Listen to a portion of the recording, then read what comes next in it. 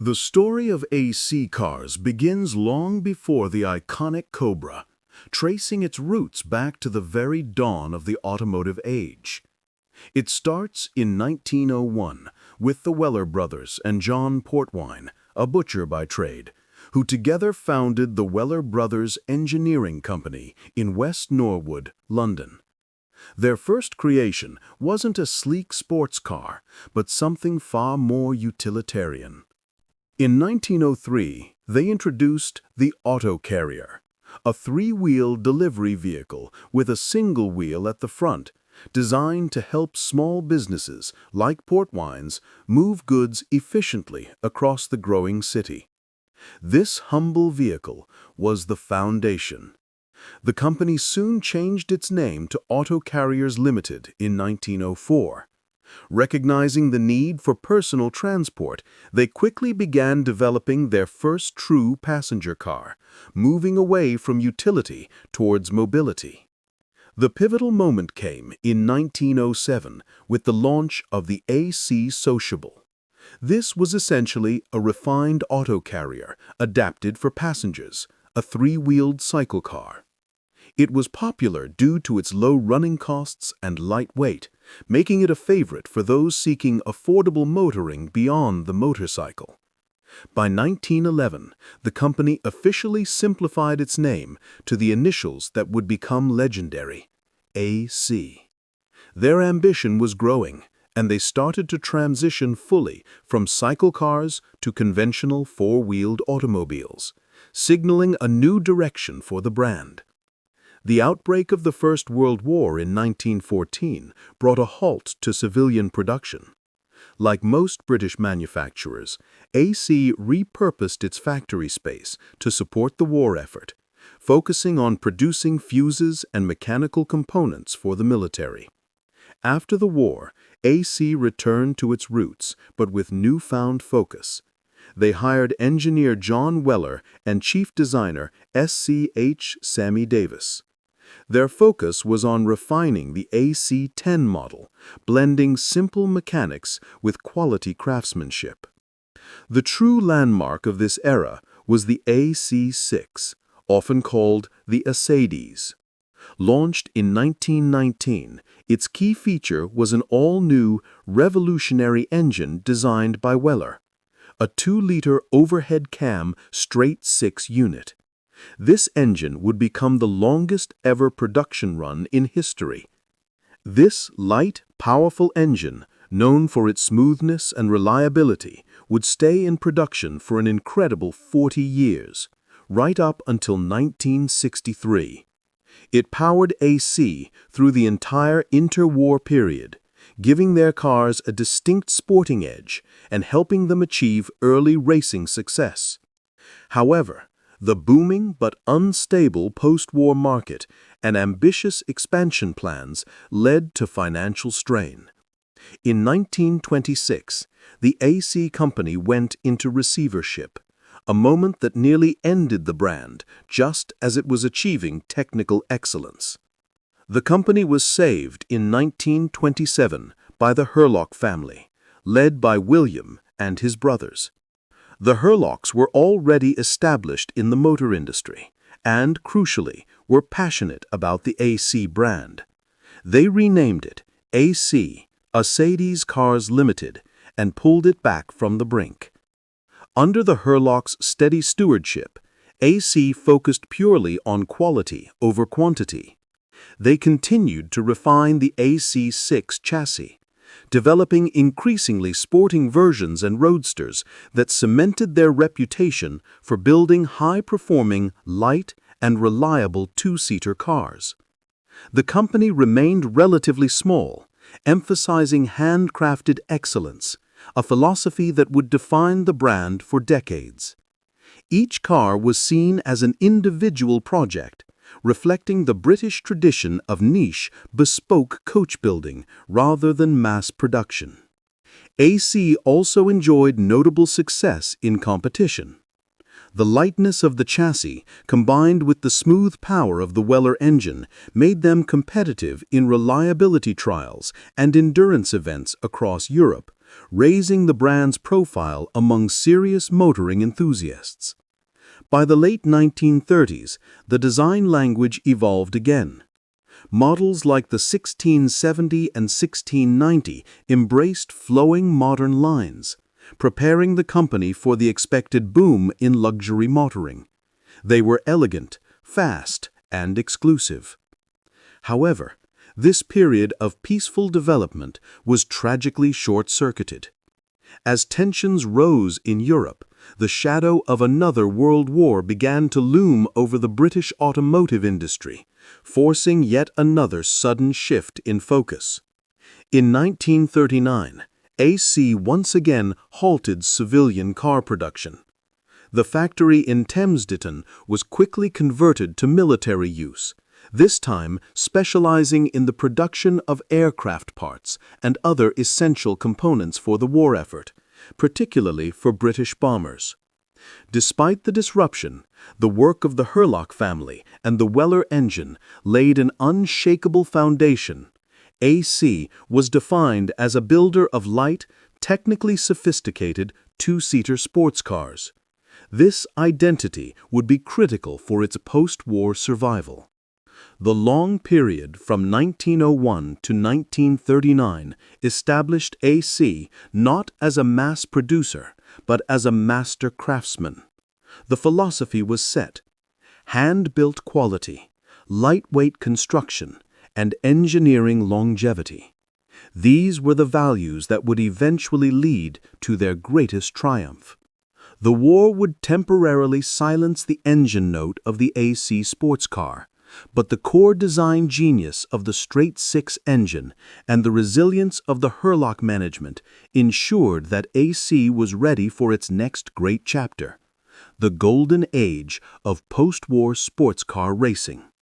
As the world emerged from the shadow of war in 1945, AC cars, still under the steady hand of the Hurlock family, faced the daunting task of converting its production back to civilian vehicles. The immediate post-war years demanded practicality, not performance. The first car to emerge from the silence was the AC 2-liter. It utilized the reliable, long-serving pre-war chassis, but featured a heavy four-door saloon body designed to appeal to the conservative post-war British market. While respectable, the 2-liter was a commercial compromise.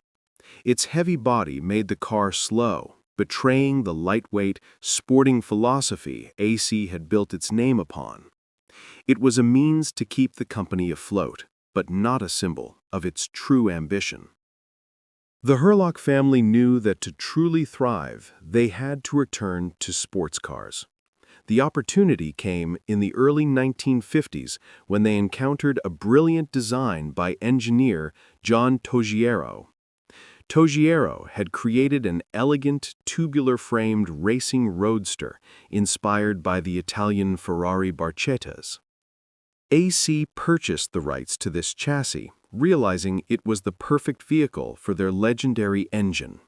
This combination, the light, modern Togiero chassis and the proven AC straight-six engine, was the foundation for the most important car in AC history since the Acetus, the AC Ace.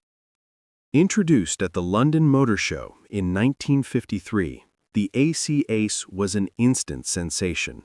Its lightweight, beautiful aluminum body, designed in-house, captured the simple elegance of a true two-seater British sports car.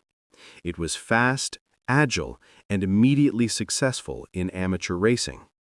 The Ace was an engineering marvel for its time, featuring independent suspension at both the front and rear, using transverse leaf springs.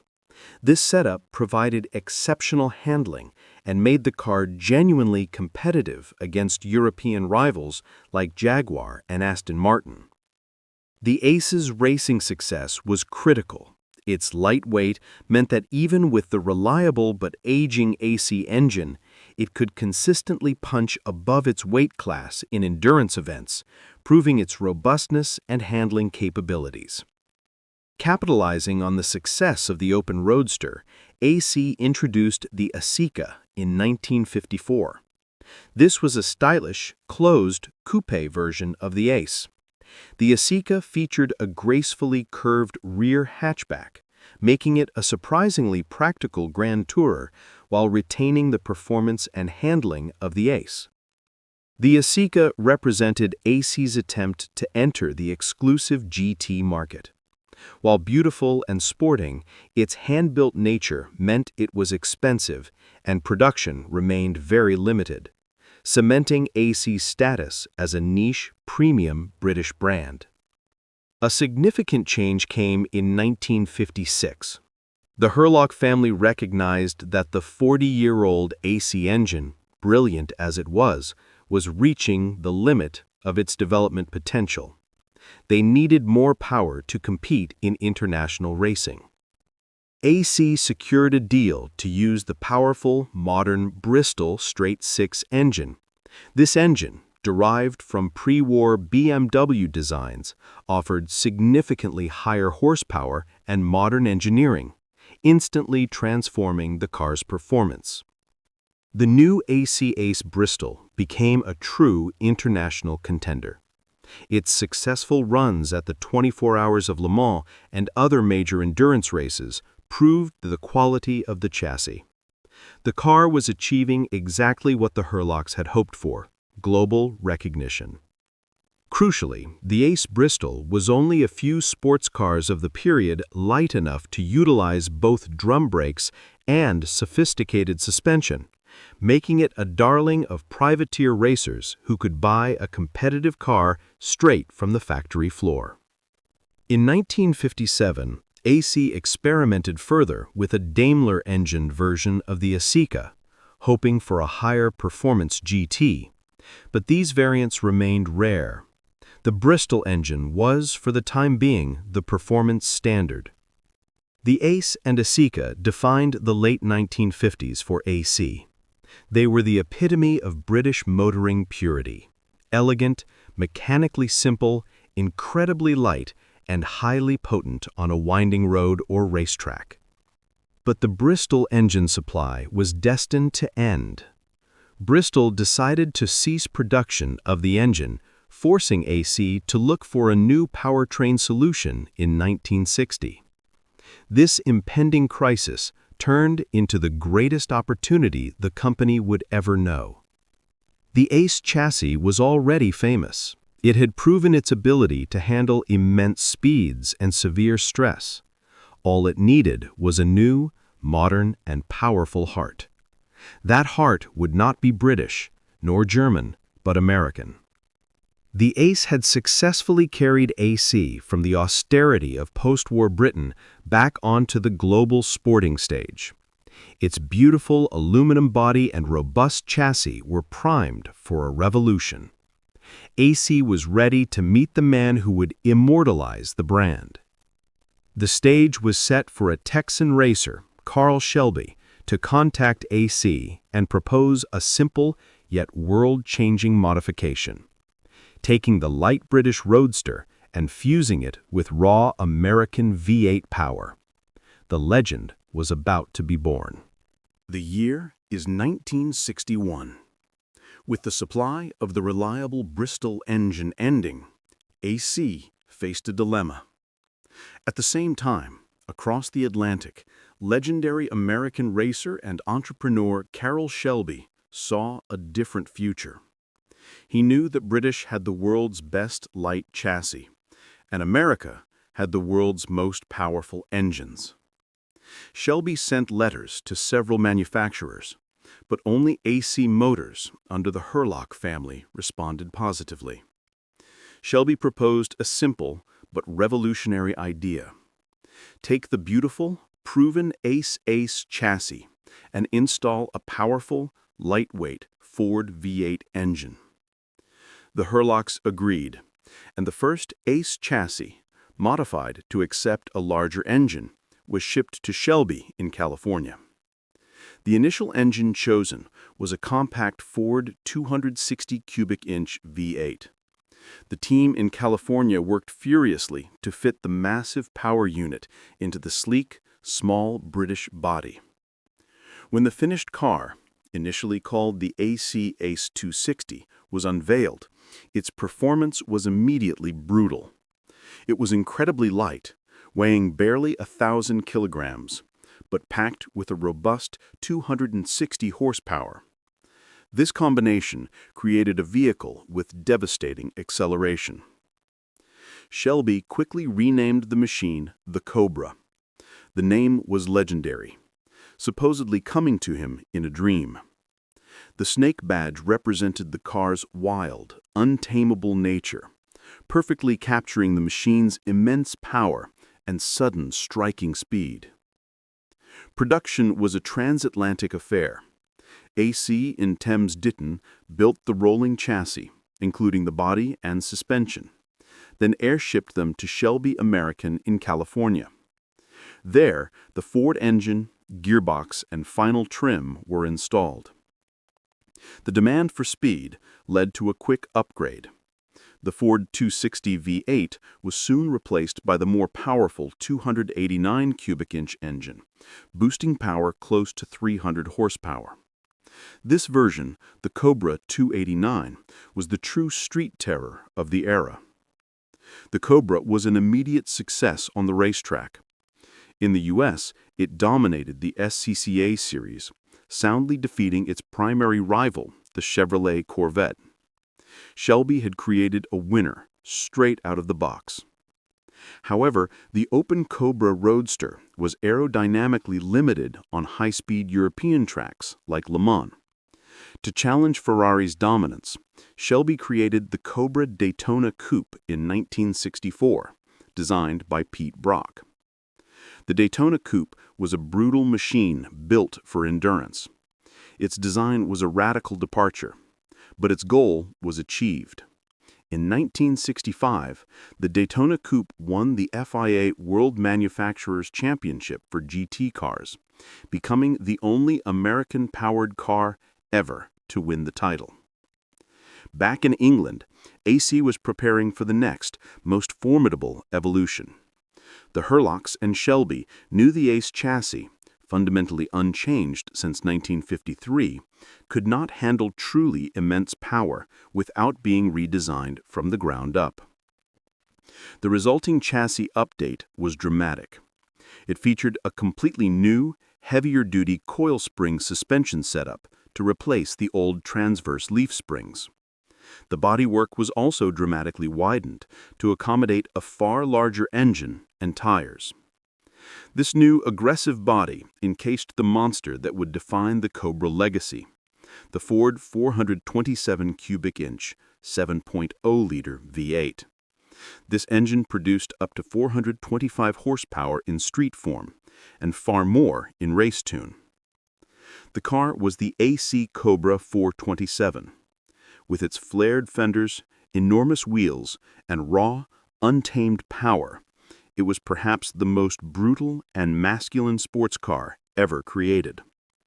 It could accelerate from 0 to 100 miles per hour and back to 0 in under 15 seconds. The race version, the 427 competition model, was so fast and difficult to handle that it was widely feared by drivers and banned from some racing series due to safety concerns. Only a few were ever built. Though a commercial failure initially, it was too expensive for the street and arrived too late for serious racing homologation. The Cobra 427 secured AC's immortal status. It was the zenith of the muscle car era, fused with European finesse. In just 4 years, Carroll Shelby and AC had created a line of cars that defeated Ferrari, dominated the American track, and became the ultimate symbol of performance motoring. The Cobra was a true Anglo-American masterpiece. However, the partnership was winding down. Shelby's focus shifted to other Ford projects, including the GT40. The era of the original factory Cobra was rapidly coming to an end, leaving AC to find its next and far quieter chapter. The Cobra was a triumph of audacity and engineering. It was loud, dangerous, beautiful, and utterly unique. It defined AC for the world, but it also cast an enormous shadow. making it incredibly difficult for the small British company to innovate outside the snake's legacy. As the partnership with Carroll Shelby concluded, AC Cars found itself at a crossroads. The Cobra 427 was too extreme and expensive for mass production, and the original Ace chassis was officially retired. AC needed a new direction that maintained its prestige without sacrificing performance. The Herlocks decided to move the brand upmarket, aiming for the exclusive Grand Tourer segment dominated by Italian marques.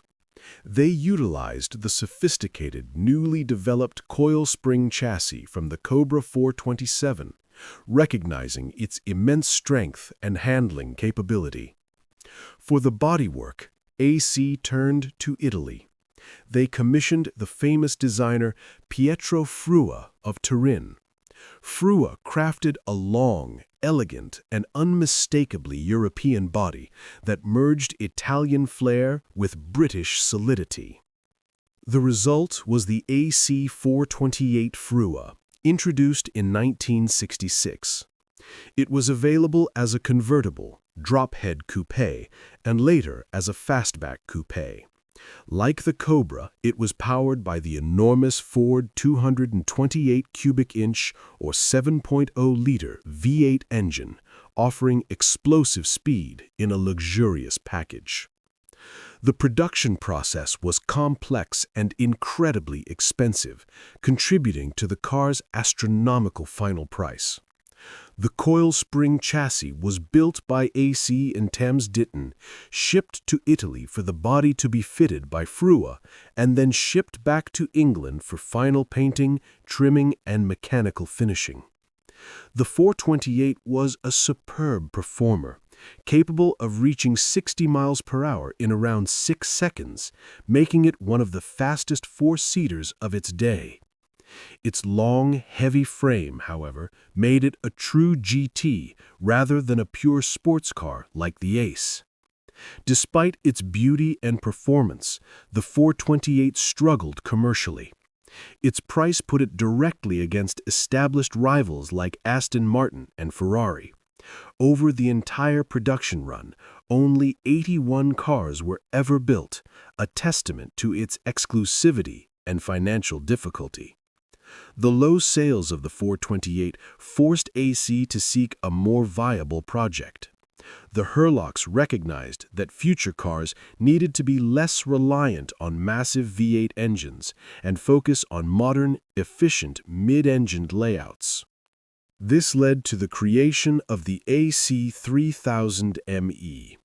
The concept was launched in 1973 and represented a radical departure. A compact mid-engine sports car designed to compete with the Lotus Esprit. The 3000 referred to the engine size, a reliable Ford V6 mounted transversely behind the driver. The car was designed with safety in mind, featuring a monocoque steel safety cell and a lightweight fiberglass body. However, the project was plagued by severe developmental setbacks. New stringent safety regulations and complex homologation tests, especially the barrier crash test, caused long delays and drained company finances. The oil crisis of the mid-1970s further dampened demand for new, expensive sports cars. The constant delays meant the 3000 ME did not finally enter full-scale production until 1979, by which time its original design was already starting to look dated. The low volume and high development costs of the 3000 ME ultimately became too heavy a burden for the small factory at Thames Ditton. The project failed to generate the revenue necessary to sustain the company. In 1980, the Herlock family, after more than 50 years of ownership, made the painful decision to cease production at the original Thames Ditton factory and sell the property. This marked the official end of the original AC cars. The remaining stock and production jigs for the 3000 ME were moved to Scotland, where an attempt was made to revive production under a new entity, but the project ultimately failed to gain traction, producing only a handful more cars. The original AC cars, known for the durability of the Weller engine and the brute force of the Cobra, ended its first long life. The attempt to modernize with the mid-engine 3000 ME was a noble effort, but fatally mishandled. This dark period demonstrated the difficulty for a small, hand-built specialist to survive the shift to modern mass-market regulations and the volatile economics of the 1970s. However, the end of the original AC was not the end of the name.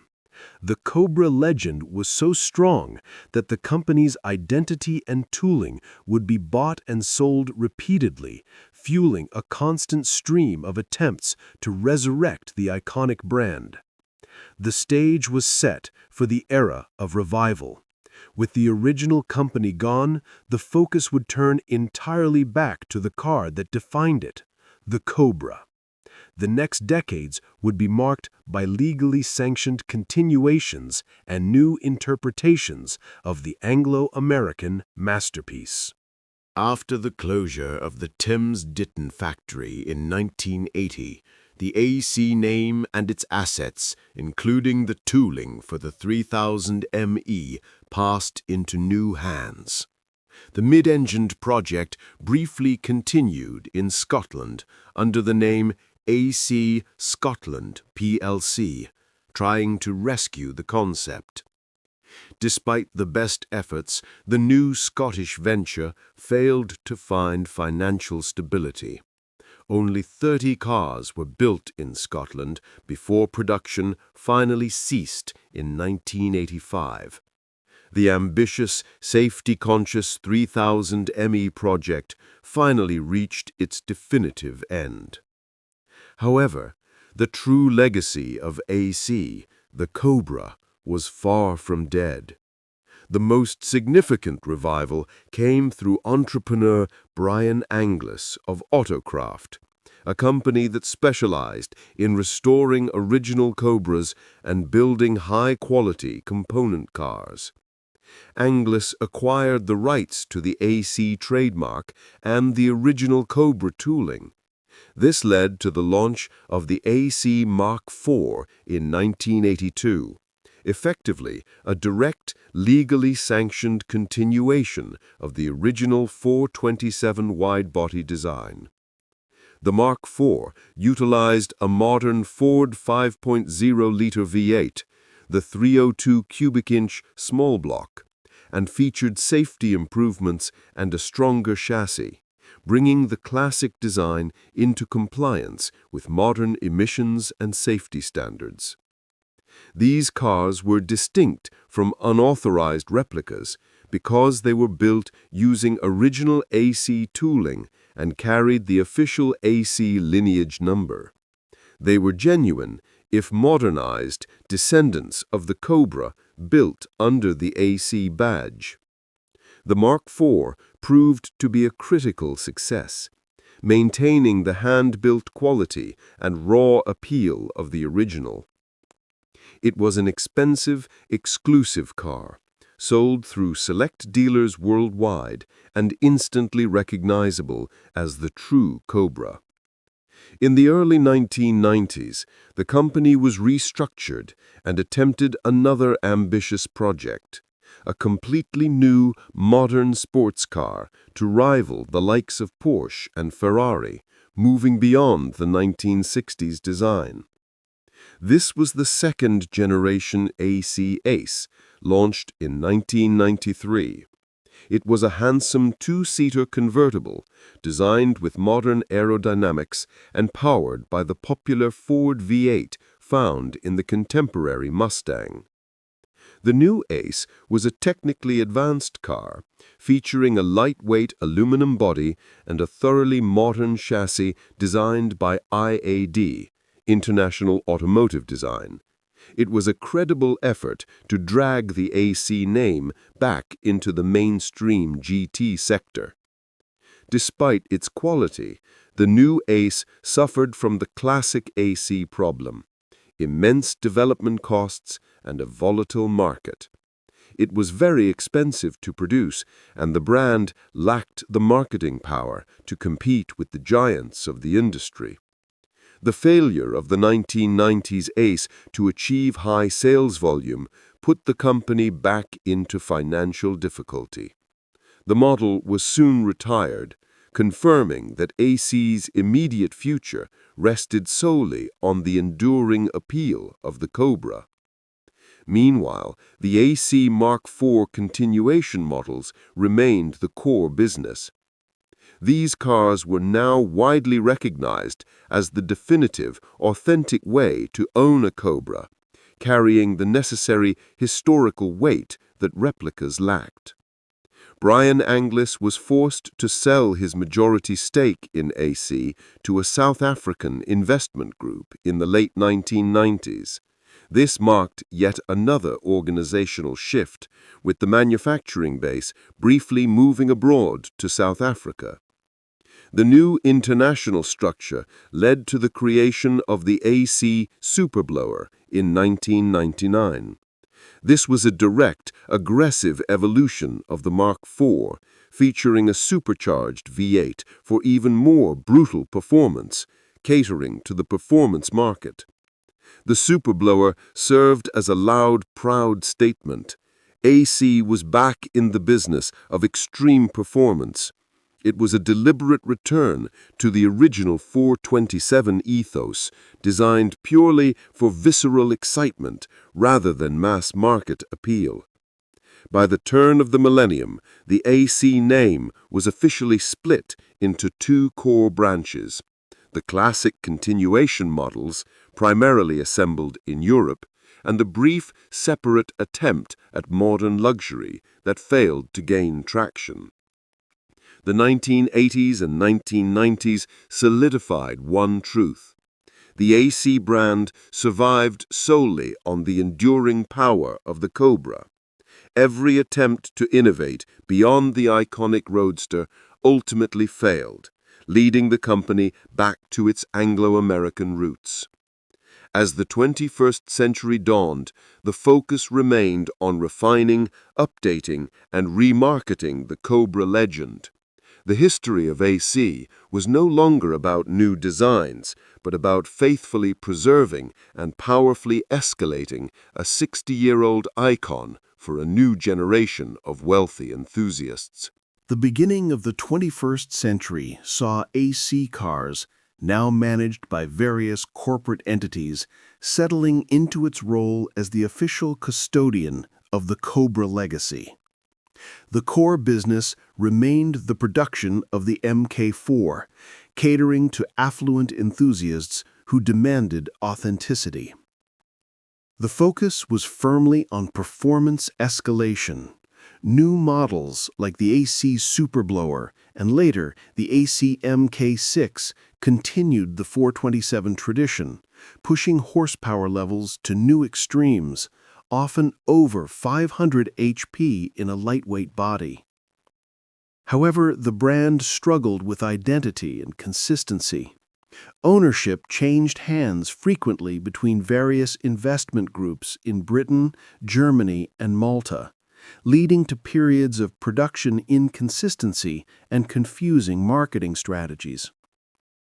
Despite the turmoil, the AC Ace was briefly resurrected again in the mid-2000s with the AC Ace V8, using a Corvette engine. This attempt to launch a modern car again proved difficult to sustain against established competitors.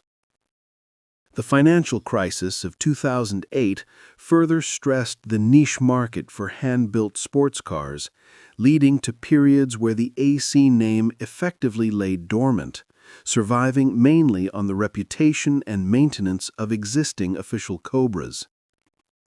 A significant development came in the 2010s with the renewed formal emphasis on continuation models. AC began producing the Cobra 378 Superblower, a vehicle that perfectly balanced the classic 1960s aesthetic with entirely modern engineering standards.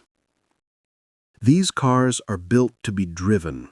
They incorporate modern safety features, superior braking systems, and reliable high-tech V8 engines while retaining the raw mechanical feel that made the original 427 legendary. The market for authenticated Cobras remains incredibly strong, driven by the desire for historical ownership. AC models hold a premium over kit cars and replicas due to their documented lineage tracing back to the original Thames-Ditton era. As the world rapidly moved toward electrification in the late 2010s, AC cars faced the ultimate challenge: how to preserve the spirit of a gasoline-guzzling icon in a zero-emission future. The answer was bold and controversial. In 2020, AC announced the AC Cobra Series 1 Electric. This was a commitment to producing an electric version of its most famous car, preserving the shape but replacing the thunderous V8 heart.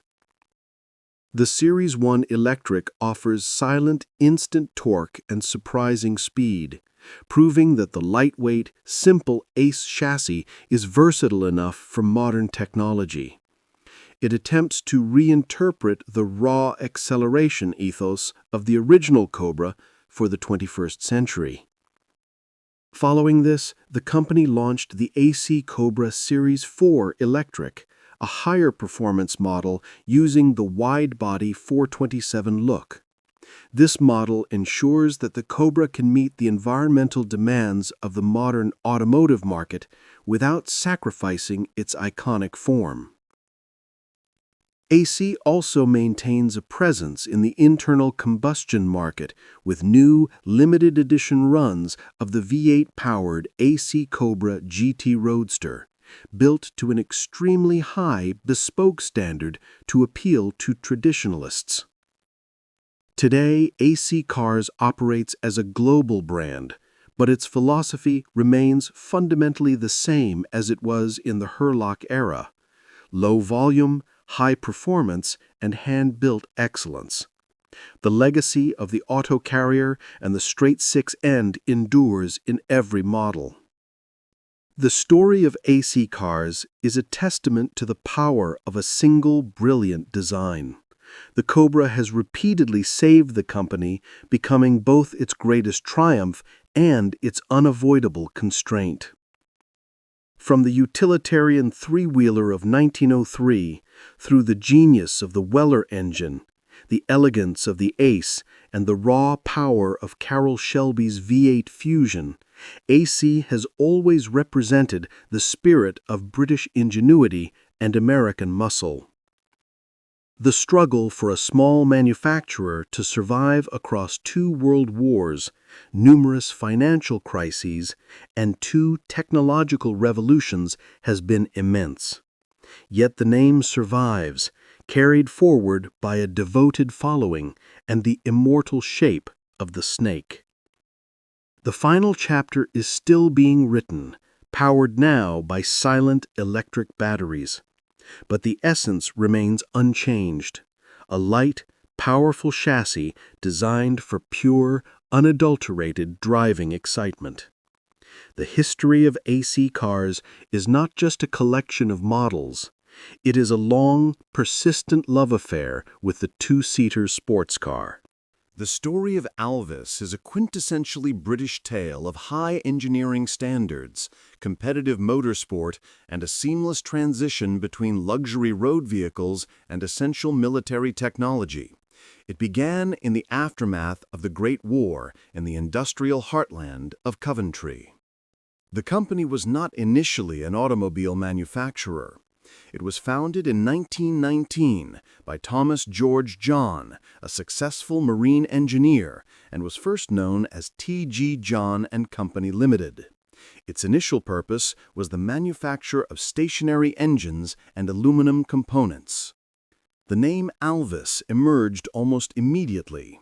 It is popularly believed to be derived from the Norse mythological weaponsmith Alvis, or perhaps a combination of the two aluminum alloys then in use. Regardless, the distinctive inverted triangle logo was registered in 1921, symbolizing speed and power. John quickly decided to enter the burgeoning automobile market. He hired engineer Geoffrey de Freville, and their first design, the 1030 HP, was launched in 1920. This car established Alvis's commitment to quality with its capable 1.5-liter four-cylinder engine and lightweight construction. The 1030 HP was well received, but needed more performance to stand out. A crucial figure joined the company in 1922, Charles Riley, a talented engine designer whose innovations would define Alvis's reputation for mechanical excellence. Riley's first project was the development of the definitive early Alvis, the 1250 HP, introduced in 1923. This car featured a newly designed, highly efficient 1.5-liter engine with an overhead valve OVH configuration, giving it a powerful edge over competitors. The 1250 HP immediately set the tone for Alvis, a perfect blend of robust reliability and impressive speed. It rapidly became a fixture in British motor racing, particularly in light car classes, and was favored by discerning drivers who valued engineering integrity over flashy presentation. The car's competitive success culminated in 1923, when Major C.M. Harvey drove the 1250 to victory in the prestigious 200-mile race at Brooklands, establishing Alvis as a serious force in motorsport and directly fueling the demand for the road car. Building on the success of the four-cylinder engines, Riley introduced the company's first six-cylinder models in 1927, starting with the 14.75 HP. These larger engines were smoother and more powerful, catering to the growing luxury market segment. Alvis, under Riley's influence, quickly became an engineering pioneer. Riley was particularly interested in front-wheel drive technology, which was viewed as highly radical and potentially superior for racing stability. In 1925, Alvis experimented by converting an existing racing model to FWD. This proved challenging, but showed promise. Riley pressed forward, believing FWD was key to unlocking even higher performance. This ambition led to the creation of the groundbreaking Alvis FWD Grand Prix car in 1927. It was a technological tour de force, featuring not only FWD, but also a supercharged engine and an independent suspension system, innovations far ahead of most competitors. The FWD Grand Prix car competed successfully in several major events, including the 1927 British Grand Prix. Although the technology was complex and sometimes unreliable, it demonstrated Alvis's unwavering commitment to pushing the boundaries of automotive engineering. The technology was quickly adapted for road use. The Alvis FWD sports model was launched for the public in 1928, becoming one of the first front-wheel drive production cars in the world. Its performance was superb, but its high cost limited sales volume. The FWD road car was commercially unsuccessful, but its technical importance cannot be overstated. It was proof that Alvis was a manufacturer driven by engineering curiosity rather than mere profitability, a characteristic that would define its niche in the decades to come.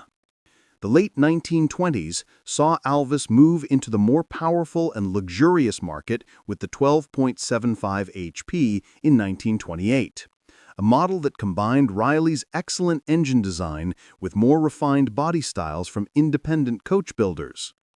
Alvis did not build its own bodies. Instead, it supplied the chassis and mechanical components to renowned coach builders such as Cross and Ellis, Car Bodies, and Vanden Plas. This bespoke approach was essential for the luxury market.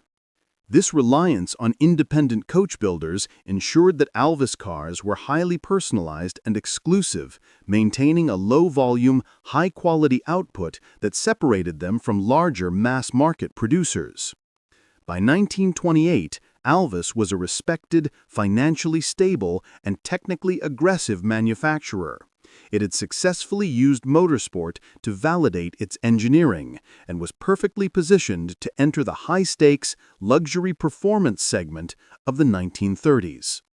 The pioneering spirit of the FWD racing era would translate into groundbreaking features for the road cars. Charles Riley's legacy of innovation was secure, setting the stage for the classic six-cylinder models that would define the golden era of Alvis. The 1930s marked the commercial and technical zenith for Alvis automobiles. Having established a reputation for engineering excellence in the 1920s, the company was perfectly positioned to capitalize on the market for fast, luxurious, and technologically sophisticated British sports cars. Despite the Great Depression casting a shadow over the industry, Alvis secured its position by focusing exclusively on the affluent upper middle class. The brand's philosophy was simple: build cars of unsurpassed quality and introduce advanced engineering features well before the mass market. The first indication of the new direction was the 1275 HP, launched in 1929. It featured a refined six-cylinder engine, but its primary innovation was the introduction of a fully synchronized gearbox, a feature that drastically improved driving ease and was years ahead of rivals like Bentley and Rolls-Royce. This focus on gearbox technology became an Alvis trademark.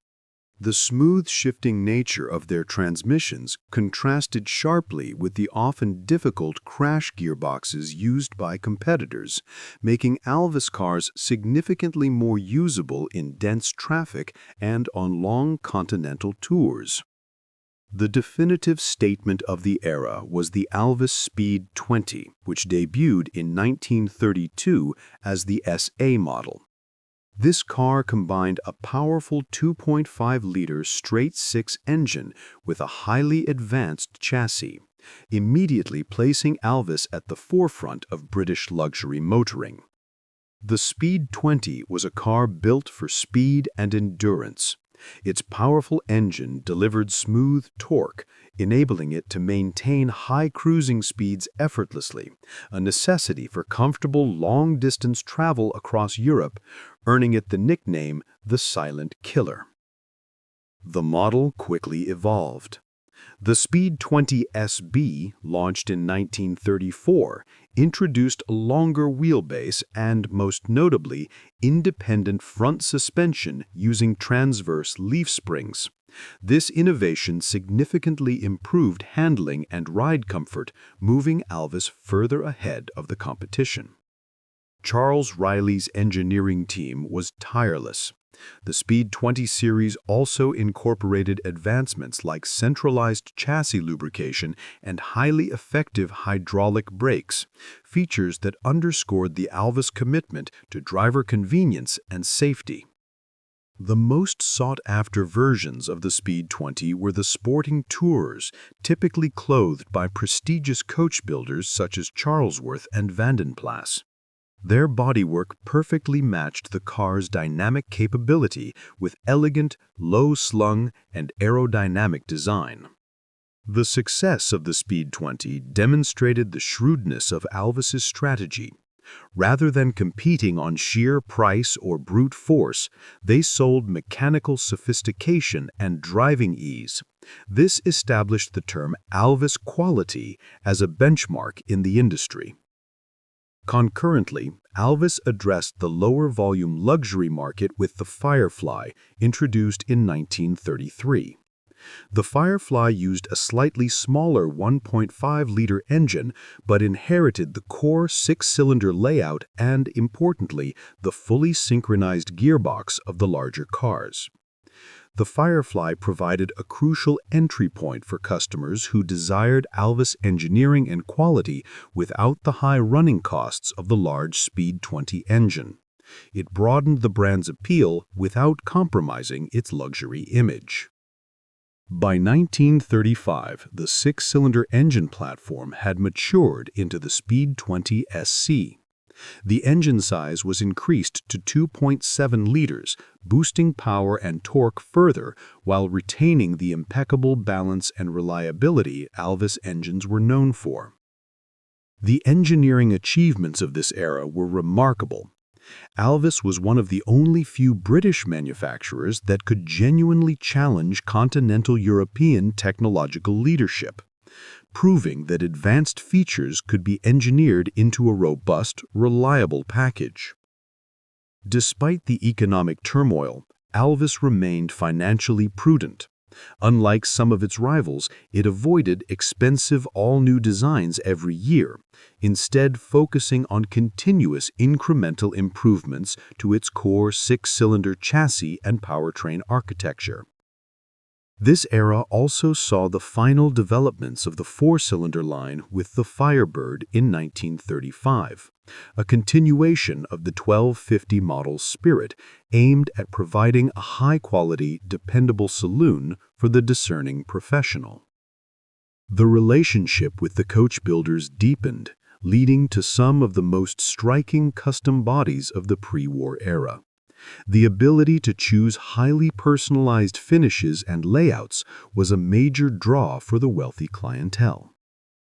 However, the company's military and aviation interests, a segment Alvis would eventually dominate, were beginning to grow, setting the stage for the dramatic operational shift that would occur at the end of the decade. The Speed 20 era laid the groundwork for Alvis's ultimate pre-war machines. The success in pioneering the all-synchromesh gearbox and independent front suspension provided the engineering confidence to tackle even more powerful and complex designs. By the end of 1935, Alvis stood as the epitome of British sporting luxury, technologically progressive, impeccably built, and highly exclusive. The stage was set for the final, ultimate evolution of the classic pre-war Alvis, the Speed 25 and the massive 4.3-liter models. The final years before World War II represent the technical high watermark for Alvis as a dedicated sports luxury car manufacturer. Having perfected the six-cylinder chassis in the Speed 20 series, the company pushed its engineering to the absolute limit, creating its most potent and sophisticated road machines. The first of these final greats was the Alvis Speed 25, introduced in 1936. Designed to compete with the most powerful offerings from Bentley and Lagonda, the Speed 25 featured a completely redesigned, immensely smooth 3.5-liter straight-six engine. This new engine was a masterpiece, incorporating a 7-bearing crankshaft for exceptional rigidity and smoothness at high RPMs. Paired with Alvis's renowned all-synchromesh gearbox and independent front suspension, the Speed 25 offered a driving experience considered peerless in its day. The Speed 25 was marketed as the ultimate high-speed touring saloon, capable of cruising easily at speeds above 90 miles per hour, a remarkable feat for a luxury car of that era. Its low, elegant profile, often clothed by Vandenplas, emphasized its blend of power and refinement. Almost immediately, Alvis introduced the ultimate expression of the pre-war era, the Alvis 4.3-liter, launched in 1937. This car took the Speed 25's chassis and mechanics and mated them to a massively powerful 4.3-liter straight-six engine. The 4.3-liter was the fastest road car Alvis had ever produced, with factory-claimed top speeds approaching 100 miles per hour. It solidified the marque's position at the pinnacle of British performance, and was typically bought by royalty, industrialists, and film stars. The cost of the 4.3-liter chassis alone was astronomical, leading to very low production numbers. Fewer than 200 units were ever built. This exclusivity made it an instant collector's item and a crucial element of the Alvis prestige strategy. Despite the focus on these high-end, complex machines, Alvis did not neglect the entry-level luxury market. The Alvis 1270, introduced in 1937, was designed as a successor to the Firefly, using a smaller 1.8-liter four-cylinder engine. The 1270 represented a more commercial approach, being one of the first Alvis cars offered with standard factory saloon bodywork from Cross & Ellis, reducing reliance on the costly custom coach-building model, while retaining the Alvis standards of quality. However, the mounting geopolitical tensions across Europe were beginning to dictate the company's future direction. The British government, anticipating the need for massive rearmament, approached Alvis to leverage its high-precision engineering expertise. Even before the declaration of war, Alvis significantly increased its non-automotive output. The company began securing major contracts for the design and manufacture of specialized military equipment, aircraft parts, and ultimately complex aero engines. By 1938, the manufacturing focus had shifted dramatically. The engineering and design office was pouring significant effort into aviation technology, including the production of various components for aircraft and specialized engines for Royal Air Force training planes.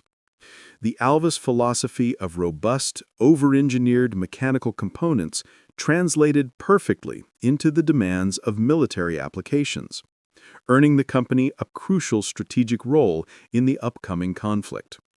Automobile production was officially halted in September 1939, upon the outbreak of World War II. Alvis immediately converted its entire Coventry factory, including the machinery used to shape the exquisite bodies of the 4.3-liter, to 100% military production. The most profound physical impact on the company occurred in November 1940, during the devastating Coventry Blitz. The Alvis factory, a key target, was hit severely by German bombs, leading to widespread destruction of machinery, records, and automotive components. The destruction was immense. The company had to rapidly disperse its remaining operations and engineering staff across several smaller, less centralized locations to ensure continuity of military supplies, an effort that severely hampered any immediate post-war car development. Despite the damage, Alvis played a crucial role in the war effort, producing vast quantities of components for Rolls-Royce Merlin and Bristol radial engines, in addition to its own specialized gearboxes and military vehicle components. The war ensured Alvis's financial survival, albeit at the cost of its physical infrastructure and the cessation of all automotive development for 6 years. The focus on military technology, however, set a new dual path for the company's future. The Speed 25 and 4.3-liter remain revered as the last great, uncompromised expressions of the pre-war British luxury automobile. Their production marked the end of the bespoke coach-built era that had defined Alvis for 20 years. As the war drew to a close in 1945, Alvis faced the daunting task of rebuilding a shattered factory and deciding whether its future lay in the demanding but lucrative world of aero engines or in the highly competitive post-war car market. As the world plunged into global conflict, the focus of Alvis shifted entirely from bespoke luxury cars to essential military hardware. From 1940 onwards, the engineering expertise honed on racing transmissions and smooth six-cylinder engines was redirected to serve the Allied war effort.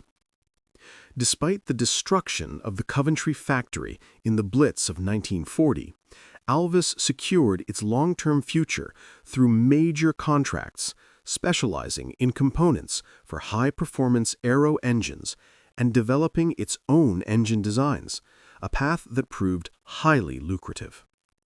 The most significant wartime development was the Alvis Leonidas radial aero engine. Though the design began before the war, its production and refinement during the early 1940s marked Alvis as a serious player in the aviation sector, securing government work for decades. The Leonidas, a compact 9-cylinder radial engine, was highly successful in powering post-war training and light transport aircraft, including the Percival Provost and the Westland Dragonfly helicopter, demonstrating Alvis's versatile engineering prowess across different vehicle types. With the conclusion of the war in 1945, Alvis faced a major corporate decision: dedicate resources entirely to the booming military and aerospace sectors, or attempt the costly venture of re-entering the civilian car market with shattered infrastructure. Management ultimately decided on a dual strategy. To satisfy loyal customers and utilize existing machinery, Alvis revived car production in 1946 with the Alvis TA-14 1215. This was a necessary practical model, not a technical leap. The TA-14 was essentially an evolution of the pre-war 1270 chassis, utilizing a sturdy, modernized 4-cylinder engine. Due to post-war shortages, it featured a simple, separate chassis design and a sturdy but conservative saloon body from independent coach builders. In the austerity of the late 1940s, the TA-14 was expensive and well-made, fulfilling a niche demand for high-quality, dependable transport. Its engineering prioritized robustness over flashiness, providing reliable service that often appealed to the military and professional class. However, the car market was rapidly modernizing. While Alvis was using pre-war chassis designs, rivals were adopting monocoque construction and more streamlined styling. The TA-14, despite its quality, quickly began to look dated. Recognizing the need for a more powerful and technologically advanced offering, Alvis developed its first all-new post-war engine, a 3-liter straight-six. This engine debuted in the Alvis 3-liter series, starting with the TA-21 in 1950. The TA-21 was a significant step forward. While still using a separate chassis, the car introduced improved torsion bar independent front suspension and a much smoother, more powerful engine, bringing Alvis performance back in line with its pre-war heritage. The new 3-liter engine was the last great automotive engine Alvis would design. It was a rugged, beautifully engineered unit that, in various states of tune, would serve as the backbone of every subsequent Alvis car until the end of automotive production. The 3-liter series quickly expanded to include specialized sports models. The TB21, introduced in 1951, a powerful drop-head coupe, was explicitly designed to recapture the sporting image of the 1930s, appealing to export markets, particularly the U.S.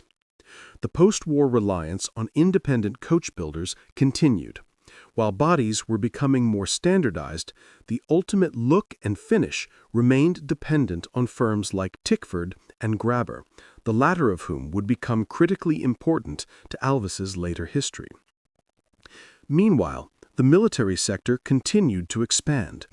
Alvis transitioned into manufacturing its own specialized military fighting vehicles, leveraging its engineering competence and the guaranteed long-term contracts from the British Ministry of Defense. The first major military vehicle was the Saracen Armored Personnel Carrier, and its sister vehicle, the Saladin Armored Car. Development of these vehicles began in the late 1940s, providing Alvis with a highly stable and strategically vital source of income. This dual approach, building low-volume, high-quality cars alongside high-volume, highly reliable military machines, defined the company's identity and its financial structure in the early 1950s. The 1953 model, the TC21/100 Gray Lady, was the final development of the early 3-liter chassis, introducing a higher performance engine and a more luxurious interior, representing the culmination of the company's immediate post-war rebuilding efforts. Despite the quality, the Alvis car division was constantly under pressure. Its high prices and low production volumes made it vulnerable compared to the large manufacturers which were now adopting modern assembly techniques and monocoque construction. As the early 1950s drew to a close, Alvis was financially stable due to its military aerospace work. However, the next step for the car division required a radical and stylistic intervention to keep pace with global design trends. The answer would come from Switzerland. By the mid-1950s, Alvis's automotive division faced a stark choice: invest massive capital into a revolutionary modern monocoque chassis, or find a way to make the venerable separate chassis design competitively attractive. They chose the latter, embarking on a stylish partnership with a Swiss coach builder. The answer came from Hermann Graeber, a Swiss coach builder who had created exquisite custom bodies for Alvis since the 1930s. In 1954, the new Alvis TC21-100 Gray Lady was officially offered with a factory-authorized, Graeber-inspired saloon body, signaling a shift to continental style. The Graeber styling brought a sleek, lower, and distinctly continental elegance to the aging Alvis chassis, making the cars instantly more modern than their predecessors. This infusion of style was crucial for maintaining the brand's luxury appeal in the competitive post-war market. The ultimate expression of the Graeber collaboration was the TD21, launched in 1958. This car, designed by Graeber and engineered by Alvis, was a major step forward, incorporating a completely new chassis frame and body shell, though still based on the robust 3-liter straight-six engine. The TD21 marked a financial necessity for Alvis. Rather than building the expensive bodies in-house or through multiple UK coach builders, Alvis licensed the design from Graeber, and the bodies were built by Park Ward in London, ensuring consistent high quality and streamlining production. The TD21 was highly regarded for its blend of sporting performance and luxury. It featured disc brakes on the front wheels, a modern safety advancement, and its 3-liter engine was tuned to produce 115 horsepower, delivering a top speed comfortably over 100 miles per hour. The success of the TD21 allowed Alvis to refine the design further.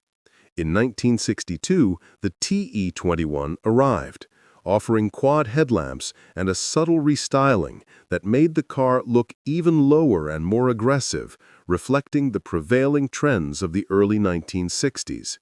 The TE21 was the first Alvis to be offered with an optional automatic transmission, a necessary concession to the North American market and the increasing demand for effortless luxury cruising.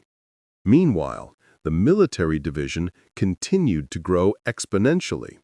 Throughout the 1950s and early 1960s, Alvis was busy manufacturing the Saracen and Saladin vehicles, providing a vital source of protected income that subsidized the low-volume car division. The car division remained a prestige project for the Alvis board, maintaining the company's luxury image. However, by the mid-1960s, the economic reality was inescapable. The car division produced cars at a high cost, required constant investment, and sold fewer than 500 units per year. The ultimate expression of the Graeber line and the last production car model was the Alvis TF21, launched in 1966. The engine received a final power boost to 150 horsepower, and the interior featured the highest degree of luxury Alvis had ever offered. Sadly, The TF-21 was already anachronistic.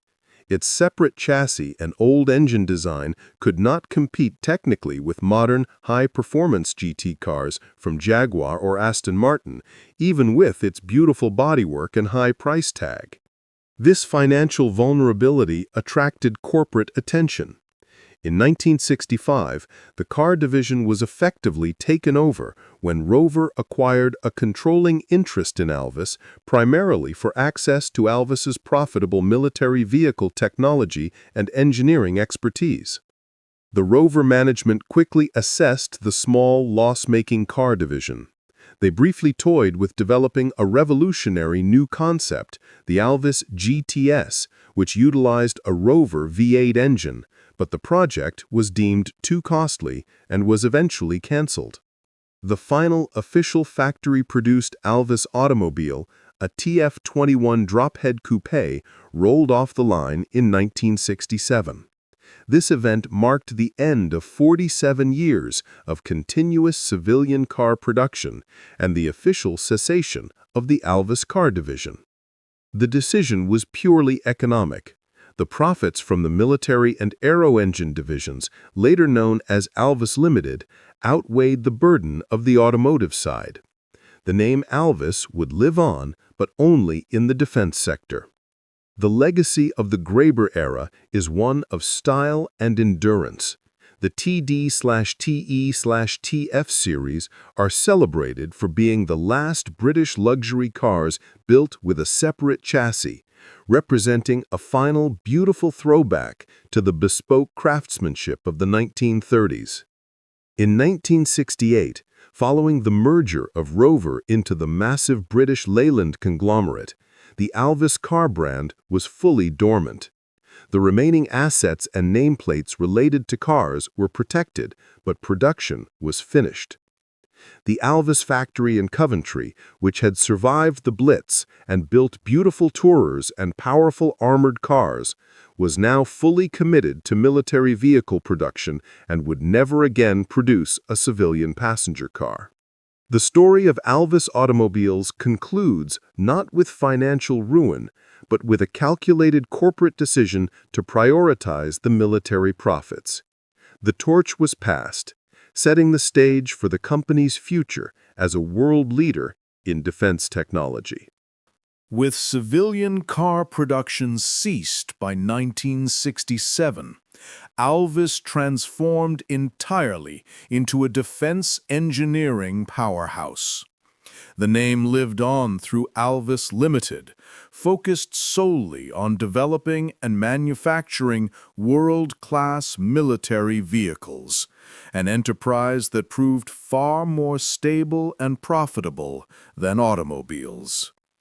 The company's defining military project of this era was the Combat Vehicle Reconnaissance Tracked family, known as CVRT. Development began in the late 1960s, leveraging Alvis's expertise in lightweight, reliable aluminum construction, a nod to the company's 1919 origins. The key vehicle in this family was the FV-101 Scorpion light tank, first entering service in 1973. It was designed to be air transportable, fast, and agile, becoming one of the most successful and widely exported British military vehicles in history.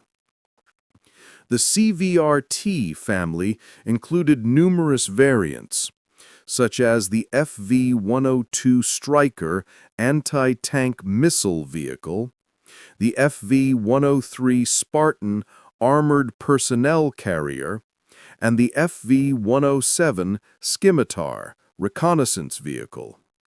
Alvis built thousands of units for armies across the globe throughout the 1970s and 1980s. The Alvis Defense Division continued to thrive despite the collapse of the British Leyland conglomerate, which technically owned it in the 1970s. The military focus shielded it from the corporate turmoil and strikes that decimated the automotive sector. Alvis Limited continued to innovate within the defense sector, acquiring rival companies and specializing in complex armored vehicles. This transformation was complete. The passion of Charles Riley's engines was replaced by the pragmatic need for protected mobility. A brief and final connection to the automotive world came in 1982, when Alvis was involved in the development of the high-speed Chieftain tank powertrain components, demonstrating the enduring application of its complex transmission and engine coupling expertise. Following a series of mergers and acquisitions in the 1990s, the Alvis defense operations were consolidated. The company focused heavily on upgrading and extending the service life of its popular CVRT family, ensuring a continuous revenue stream. The Alvis defense legacy reached its conclusion in 2004, when the company was acquired by BAE Systems, one of the world's largest defense contractors. This final merger cemented the Alvis name's place in military history, but seemingly ended any link to its automotive past. However, the passion for Alvis cars refused to die. A small independent team had meticulously maintained the original car records, blueprints, and spare parts inventory, protecting the civilian legacy. This persistence led to the formation of the Alvis Car Company in 2009. This firm legally acquired the original Alvis automotive trademarks, designs, and the comprehensive archives, with the sole aim of resurrecting the pre-war and post-war car designs. The Alvis Car Company embarked on a highly specialized project, producing limited-run, meticulously accurate continuation series cars based on the original 1930s and 1960s designs, built to modern standards while retaining historical authenticity. These continuation cars are hand-built to order, offering clients the opportunity to own a virtually new car built to the same specifications and quality standards that defined the marque's golden age, complete with modern features like fuel injection and electric power steering. The modern Alvis Car Company is not a mass manufacturer. It is a restorer of historical accuracy and craftsmanship. It serves an exclusive global clientele who value the engineering integrity and bespoke elegance of the original Coventry-built machines. The dual legacy of Alvis is starkly visible today. On one hand, the Scorpion light tank, representing global military engineering. On the other, the exquisitely finished 4.3-liter continuation car, representing bespoke luxury. The story of Alvis is a century-long lesson in adaptation. It pioneered FWD, synchronized gearboxes, and independent suspension, yet found its greatest success building armored vehicles. Its identity is split between the civilian and the military. Ultimately, the company's military work ensured the brand's name survived the corporate collapses of the 20th century, allowing the automotive legacy, the beautiful, advanced cars of Coventry, to be protected and finally resurrected. Today, the Alvis badge once again represents exclusivity and impeccable engineering, not mass production. It remains a uniquely British success story, defined by its uncompromising commitment to quality, from the smallest piston to the largest tank. The torch of Alvis quality, first lit in 1919, continues to burn brightly in the limited edition continuation cars, ensuring that the legacy of one of Britain's finest luxury marques will endure for future generations of enthusiasts. In an era obsessed with complex technology, safety regulations, and digital screens, one British company dared to ask a radical question. What if we took everything away? This is the history of Ariel Motor Company, a name resurrected from a long-lost past, built on the principle of extreme minimalism and pure driving engagement. Their story is a powerful testament to the idea that the greatest performance comes from shedding weight, not just adding power. The modern Ariel story begins not in a corporate headquarters, but in the halls of academia. The founder, Simon Saunders, a former Royal College of Art graduate and transportation designer, harbored a vision for a lightweight, track-focused machine. Saunders was heavily inspired by the philosophy of Colin Chapman of Lotus, the idea that adding lightness is the only true route to speed. His vision crystallized around the idea of a completely exposed, visually raw vehicle. The crucial step was the association with Solent University, then Southampton Institute, in the early 1990s. Saunders began working with student engineers, using the academic environment to rigorously develop the foundational concept for the vehicle that would become the Atom. The new company was formally established, reviving the historic Ariel name, which had been defunct since the 1970s. The original Ariel was known primarily for motorcycles, but the new company sought to transfer that legacy of innovation and engineering focus to four wheels. The primary influence for the design was the exoskeleton chassis. The decision was made to entirely forego body panels, roof, and doors, leaving the intricate, load-bearing steel tube frame completely exposed. This was both a visual statement and a functional commitment to reducing mass. The first vehicle to truly embody this philosophy was the Atom concept, its name suggesting the smallest, most irreducible unit of matter, perfectly matched the design goal, stripping the sports car down to its fundamental components. The design was based on the premise that every component must perform multiple functions or be eliminated entirely. The exposed chassis serves as the primary crash structure, the mounting point for all components, and the aesthetic identity of the car. Early prototypes, developed throughout the late 1990s, used various small displacement engines, including those from Rover. The focus during this phase was less on raw horsepower and more on perfecting the chassis dynamics, suspension geometry, and braking performance. The key to the Atom's eventual global appeal lay in its power-to-weight ratio.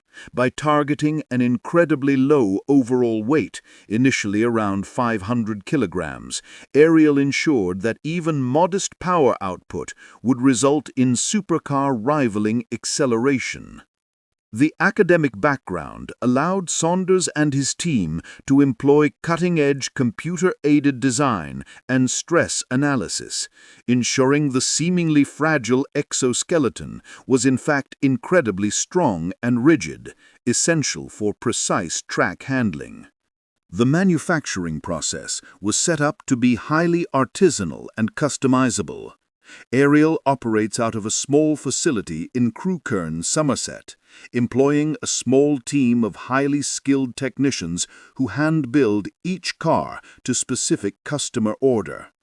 This highly personalized approach meant that every atom was essentially a bespoke creation, a direct contrast to the mass production lines of their competitors. This exclusivity immediately appealed to discerning driving enthusiasts. By the turn of the millennium, the Atom was ready for its public unveiling. Its appearance was shocking, provocative, and instantly iconic. It looked less like a traditional car and more like a high-performance insect or a Formula race car without bodywork. The final design choice that cemented the Atom's future was the selection of its powertrain. Recognizing that reliable, high-revving power was crucial, Ariel made the pivotal decision to partner with Honda for its engines, a choice that guaranteed the car's longevity and performance credibility. The early Atom prototypes using Honda power demonstrated a fundamental truth: the combination of extreme lightness and Japanese engineering reliability was explosive. This allowed the final production version to shed the last vestiges of compromise. The philosophy was clear: comfort, practicality, and weather protection were intentionally sacrificed to achieve unparalleled driver feedback and blistering speed.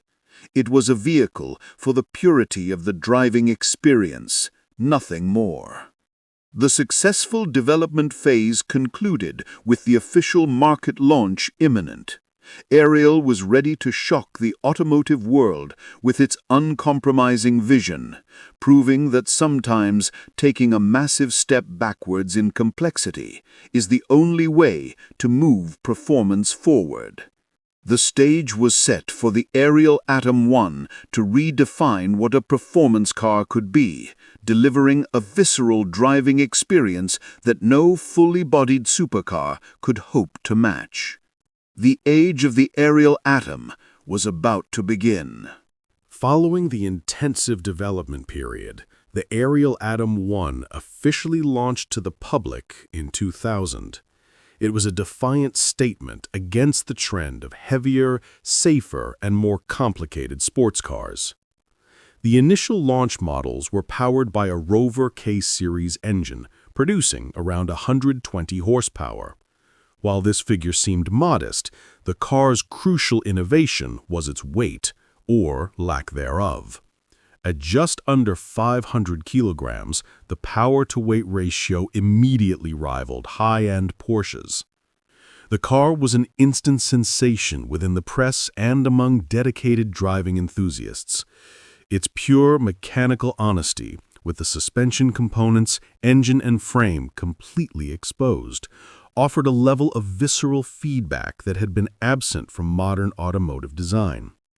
The Atom's exoskeleton chassis was not just an aesthetic choice, it was the entire car's structural core. Constructed from precision-welded, large-diameter steel tubes, it provided torsional rigidity that outperformed many production monocoque chassis, essential for track precision. The unique exposed design also dramatically improved driver safety, as the entire structure acted as a protective cage.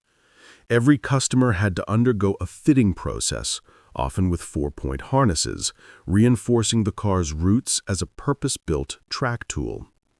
The Ariel team quickly recognized the need for a more powerful and reliable heart. In 2003, a pivotal change occurred. Ariel secured a critical partnership to exclusively use Honda's high-performance K-Series engines, marking the birth of the Ariel Atom 2. The K20A engine, sourced from the legendary Honda Civic Type R EP3 generation, was a revelation. Naturally aspirated, it delivered over 220 horsepower and featured Honda's highly advanced VTEC variable valve timing system, offering a thrilling high-revving soundtrack. With the K20A engine, the Ariel Atom 2's performance figures became truly astonishing. With a weight still hovering around 500 kilograms, the car could accelerate from 0 to 60 miles per hour in approximately 3.2 seconds, firmly entering genuine supercar territory at a fraction of the cost. This explosive combination of minimal weight and reliable high-power Japanese engineering catapulted Ariel onto the global stage. Demand immediately surged beyond Ariel's small-scale production capacity. The biggest moment of global exposure came in 2004, courtesy of the BBC program Top Gear. Jeremy Clarkson drove the Ariel 2, famously having his face severely distorted by the wind forces due to the lack of a windscreen, cementing the car's extreme image. The Top Gear feature acted as a monumental validation of Ariel's philosophy. It proved that in an era of digital filtering, there was a vast appetite for a machine that delivered a raw, undiluted, and almost terrifyingly fast experience. Ariel's commitment to continuous improvement was evident in the Ariel 2's subtle refinements. The chassis received minor geometry tweaks, and braking systems were upgraded, often incorporating race-spec components like braided lines and high-performance calipers. The suspension setup was a work of art in itself. Utilizing double wishbones and pushrod-actuated inboard dampers, usually sourced from Bilstein or Öhlins, the system kept the unsprung weight low and allowed for extremely precise tuning essential for track use. Ariel maintained its manufacturing approach. Every car was hand-built in the small Crewkern facility. This limited output to a few hundred units per year, reinforcing the car's exclusivity and ensuring meticulous quality control. The success of the Ariel Atom 2 led to international demand that the tiny UK factory could not satisfy. This prompted Ariel to explore licensing agreements to bring production closer to major markets, particularly the lucrative US performance market. By 2006, Ariel had secured a partnership with TMI Autotech to begin licensed production of the Ariel Atom 2 in the United States. This was a crucial step towards transforming Ariel from a niche British builder to a global performance brand. The development team began experimenting with more extreme power outputs, realizing that Ariel's chassis could handle far more than 220 horsepower. This research quickly led to the introduction of forced induction systems. The supercharged Ariel Atom 2, producing close to 300 horsepower, demonstrated the terrifying potential of the lightweight chassis. This variant provided acceleration that embarrassed virtually every road-legal vehicle of its time, pushing the power-to-weight ratio to truly insane levels. The Ariel Atom had successfully disrupted the global performance market. It proved that innovation wasn't about adding complexity, but about achieving clarity of purpose. It was the purest distillation of a race car, adapted to the road. By the time the Ariel Atom 2 phased out, Ariel had established itself as the builder of the most visceral and exciting track day weapon in the world. But the pursuit of lightness and speed was far from over, leading directly to the next era of supercharging and global growth. The success of the Atom 2 proved the fundamental principle of lightweight engineering. However, the hunger for greater speed, particularly in the competitive track day market, led Ariel to commit fully to forced induction for the next generation. The Ariel Atom 3, launched in 2007, represented an evolution, not a revolution. It retained the iconic exoskeleton design, but featured significant refinements to the chassis, suspension geometry, and powertrain integration, maximizing the potential of the Honda K20 engine. The pivotal development was making the supercharger a primary, factory-installed option. While the naturally aspirated 245 HP model remained available, the supercharged version, producing in excess of 300 horsepower, became the definitive Atom experience. The supercharged engine delivered power across the entire rev range, unlike the high RPM peakiness of the naturally aspirated VTEC unit. This provided immediate, brutal acceleration, further improving the 0 to 60 mile/hour time to under 2.9 seconds, a true hypercar figure. To handle this immense power, Ariel continually upgraded its running gear. This included fitting stronger, high-performance limited-slip differentials, LSDs, upgraded clutch and flywheel assemblies, and optional race-spec braking systems from specialists like Alcon or AP Racing. The Atom 3 also introduced subtle but important ergonomic improvements. These included a revised seating position, better switchgear, and a new digital dash display, enhancing the user experience without compromising the car's raw, stripped-down focus. Crucially, this era was defined by global expansion. The Ariel factory in Crewkerne, Somerset, simply could not meet the worldwide demand. The solution was the establishment of licensed production in the United States. In 2008, the U.S. operation, run by TMI Autotech in Virginia, began assembling the Atom 3 under license. This involved importing the core UK-fabricated chassis and pairing it with U.S.-sourced components, including locally sourced K20 engines, to meet domestic regulations. The establishment of the U.S. facility was a critical strategic move. It dramatically reduced delivery times for North American customers, allowing Ariel to solidify its position in the massive American track day market. The demand for customization grew alongside the production scale. Customers could now specify components, suspension types, example, adjustable dampers from Bilstein or Öhlins, tire compounds, and even the finish of the chassis, example, powder coating, making each atom truly bespoke.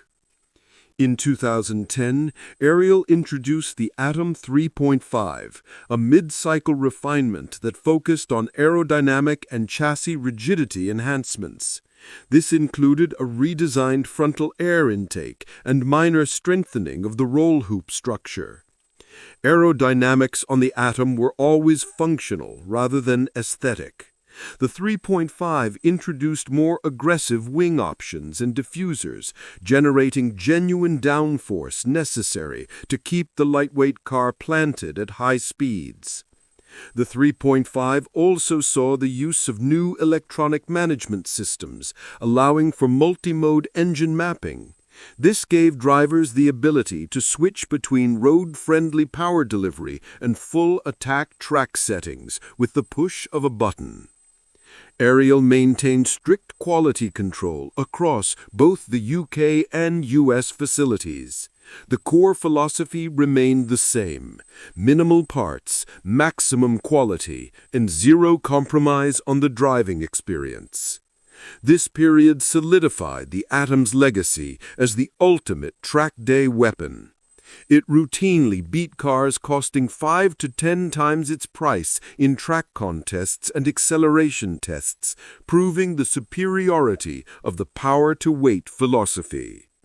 The Atom's uncompromising nature meant it remained a highly specialized vehicle. It was a secondary, weekend toy for enthusiasts, not a daily driver. But this niche market was loyal and rapidly growing. The technical challenges of integrating high-boost forced induction systems into the small exposed chassis were immense, requiring advanced cooling and intake strategies that Ariel's small engineering team mastered. The success of the Atom 3 and 3.5 prepared Ariel for its next major creative leap. Having conquered the asphalt with the ultimate lightweight road-legal race car, the company began looking for a new frontier of minimalism. The question shifted from how fast can we go on the track to how versatile can a stripped-down vehicle be. This thought process led Ariel away from smooth asphalt and towards rugged off-road terrain. The Atom was a phenomenal success, but Ariel recognized that its core engineering philosophy could be applied to entirely new forms of driving. This pursuit of minimal complexity in a maximum number of environments would soon give birth to the Atom's rugged off-road sibling, the Ariel Nomad. Having achieved global renown by mastering the lightweight track car formula with the Atom, Ariel faced a pivotal strategic choice: either refine the Atom further or apply its core philosophy, minimalism equals performance, to an entirely new domain. The answer came in the form of an anomaly: the Ariel Nomad. This project, initiated around 2013, sought to translate the Atom's exposed, stripped-down excitement from the smooth asphalt of a racetrack to the harsh, unpredictable terrain of the off-road world. The Nomad was not merely an Atom with bigger tires, it was a comprehensive re-engineering effort. It retained the principle of the exposed tubular exoskeleton, but the frame was significantly strengthened and redesigned to withstand the massive torsional stress inherent in extreme off-roading. The chassis geometry was radically altered. The Nomad features a much higher ride height, increased ground clearance, and revised approach and departure angles, allowing it to tackle obstacles that would instantly halt any traditional sports car. The key technological difference was the suspension system. Utilizing massive long-travel suspension components, typically high-performance adjustable dampers from brands like Öhlins or Bilstein, the Nomad could absorb immense shocks and maintain tire contact over severely uneven ground. Ariel again turned to Honda for the powertrain, ensuring reliability under grueling conditions. The Nomad was launched with a highly reliable, naturally aspirated K24 2.4-liter iVTEC engine from the Accord CR-V family in its base form. The K24 engine, while slightly less frantic than the K20 of the Atom, offered superior low-end torque, essential for crawling over rocks and punching out of soft sand. Its output was typically around 235 horsepower. Given its off-road focus, the Nomad's drivetrain was simplified to rear-wheel drive, RWD, paired with a sophisticated limited-slip differential. This configuration maximized lightness and ensured the car remained agile and highly engaging, true to Ariel's ethos. However, staying true to its performance DNA, the Nomad also offered a supercharged option, boosting power to around 300 horsepower. This transformed the buggy into a high-speed desert racer capable of astonishing acceleration on loose surfaces.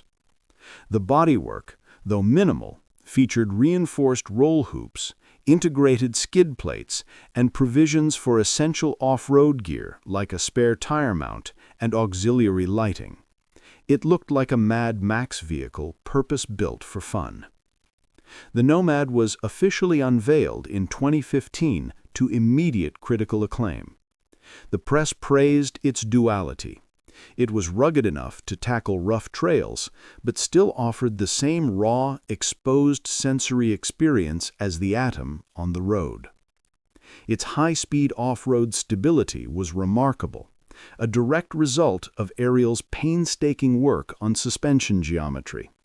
The long wheelbase and advanced damping allowed the car to float over terrain that would destabilize conventional SUVs. The manufacturing process remained identical to the Atom. Each Nomad was hand-built in the small Crew Kearns Somerset facility, allowing for a high degree of customer customization, from specialized suspension setups to Dakar-style equipment. The introduction of the Nomad expanded Ariel's market beyond just track day enthusiasts to include adventure seekers, rally competitors, and drivers looking for a highly versatile, year-round performance toy. The U.S. production partner, TMI Autotech, quickly integrated the Nomad into its licensed assembly, ensuring the unique off-road machine was available to the vast American market, where dune buggies and off-road racing are highly popular. The Nomad proved that Ariel's less is more philosophy was fundamentally sound and transferable. By minimizing weight and complexity, the car could dedicate its resources entirely to achieving its primary goal: maximum fun regardless of the surface. The simultaneous production of the Atom 3.5 and the Nomad positioned Ariel as a company of engineering extremists, masters of two entirely different performance environments using a unified philosophical approach. The success of the Nomad stabilized Ariel's finances and allowed the company to invest heavily in the next generation of its original icon, the Ariel Atom 4. The Atom was now due for its most significant redesign in nearly 2 decades. The core K20-K24 engine architecture was aging, and a radical chassis update was needed to meet increasing performance and safety expectations. The Nomad had successfully diversified Ariel's portfolio and secured its future. The stage was now set for the biggest evolutionary leap in the company's history: the launching of the technically complex and comprehensively new Ariel Atom 4. By 2017, Ariel recognized that, despite its cult status, the Atom platform needed a radical overhaul. The original K20-K24 engine architecture was nearing the end of its life cycle, and new performance standards demanded a comprehensive redesign. The result was the Ariel Atom 4, launched in 2018. This was the biggest redesign in the model's history, with only a few non-structural components carried over from the Atom 3. It represented a fusion of the original minimalist ethos with modern engineering standards. The core of the redesign was the new chassis. While retaining the iconic exoskeleton look, the new frame utilized larger diameter main and diagonal tubes and featured entirely new geometry. This increased torsional rigidity by a claimed 15%, significantly improving handling precision. The pivotal change came under the hood: the switch to the modern, turbocharged Honda K20C engine, sourced directly from the FK8 Honda Civic Type R. This engine represented a massive leap forward in power and efficiency. The K20C, coupled with a bespoke Ariel tuning and cooling system, delivers a base output of 320 horsepower at a massive surge of torque available lower in the rev range. This power, pushing the car's weight of around 595 kilograms, resulted in a 0 to 60 mph time of just 2.8 seconds. The addition of turbocharging fundamentally changed the Atom's dynamic driving. While the high-revving VTEC scream was replaced by a more refined whoosh, the unrelenting, effortless torque made the Atom 4 a far faster and more accessible car to drive aggressively. Aerodynamics were a key focus. The Atom 4's redesign included a completely new bonnet, side pods, and air intake systems. These changes were engineered to increase downforce, improve cooling efficiency, and manage airflow with greater precision than any previous generation. The suspension system was also completely new. Utilizing bespoke inboard adjustable dampers and redesigned wishbones, the geometry was optimized for the new chassis stiffness and the increased power, offering a remarkable blend of track capability and road compliance. Crucial improvements were made to driver ergonomics and safety. The Atom 4 introduced a new digital display unit developed specifically for Ariel, offering customizable screens for road, track, and data logging. For the first time, Ariel integrated electronic driver aids, albeit minimal ones. The Atom 4 came standard with a modern traction control system and a multi-stage launch control feature, both essential for managing the turbocharged engine's instantaneous torque. The manufacturing process in Crewkern received upgrades to handle the new chassis and components. Despite the modernization, the cars remained hand-built, ensuring that Ariel's commitment to artisanal quality was maintained alongside the technical advancements. The Atom 4 proved to be a critical and commercial success. Reviewers praised its incredible speed, but also the fact that it felt like a refined, grown-up machine, yet still delivered the unfiltered, raw excitement that defines the Ariel brand. The production of the Atom 4 further cemented the relationship with U.S. partner TMI Autotech, which continued to build the Atom under license for the North American market, adhering to the updated UK specifications and safety standards. This success also allowed Ariel to introduce new variants of the Nomad, incorporating the lessons learned from the Atom 4 chassis and further refining the off-road model with more advanced suspension packages and reinforced roll cages. The philosophy of customization reached new heights. Customers ordering the Atom 4 or Nomad could specify everything from custom spring rates to bespoke chassis colors and advanced safety equipment, reinforcing the bespoke nature of Ariel ownership. The Atom 4 secured Ariel's relevance for the next decade. By embracing turbocharging and modern chassis engineering, while resisting the urge to add heavy comforts, Ariel proved that performance minimalism remains a timeless formula. However, the automotive world was on the cusp of another seismic shift: electrification. Ariel, known for its small, high-output internal combustion engines, was once again forced to look toward a radical, new solution for its long-term future.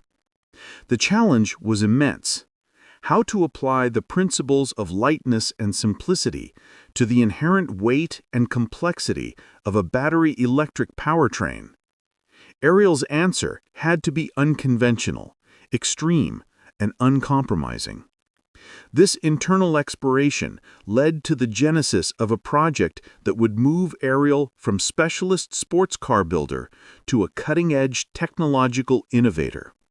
A project that would redefine the term hypercar. The Atom 4 was the pinnacle of Ariel's combustion engine era, but the company was already betting on a radical, electrified future, ensuring that the legacy of minimal mass and maximum performance would continue into the electric age. Having perfected the internal combustion hyper-lightweight car, Ariel looked toward the future. The challenge was immense. How could a company whose entire philosophy is built on lightness embrace the inevitable weight of batteries required for electrification? Ariel's response was predictably radical. Instead of building a direct electric successor to the Atom, they chose to leapfrog the market, developing a revolutionary high-performance electric vehicle known as the Ariel Hypercar, high-performance electric race car. Announced in 2017 and later detailed as a prototype, the hypercar represents Ariel's commitment to applying its minimalist engineering to the electric era. The vehicle's architecture is built around an aluminum monocoque structure, providing exceptional rigidity and crash protection. The hypercar's power delivery is extreme. It uses a system of 4 electric motors, one at each wheel, making it an advanced all-wheel drive AWD machine. The system delivers a total output exceeding 1,180 horsepower, or 880 kilowatts, and 1,800 newton-meters of torque. The performance figures are astonishing. A target 0 to 100 miles per hour, or 0 to 160 kilometers per hour time of just 4.4 seconds, and a blistering 0 to 60 miles per hour time under 2 seconds, placing it in the upper echelon of global electric hypercars. To mitigate the weight of the battery pack, typically around 62 kilowatt-hours, Ariel introduced a cutting-edge solution for range anxiety, a small, high-output micro-turbine range extender. This compact, lightweight turbine, operating like a jet engine, acts purely as a generator. It kicks in to charge the battery when necessary, allowing the car to maintain continuous performance without relying solely on the grid. This design minimizes battery size and maximizes performance relative to weight.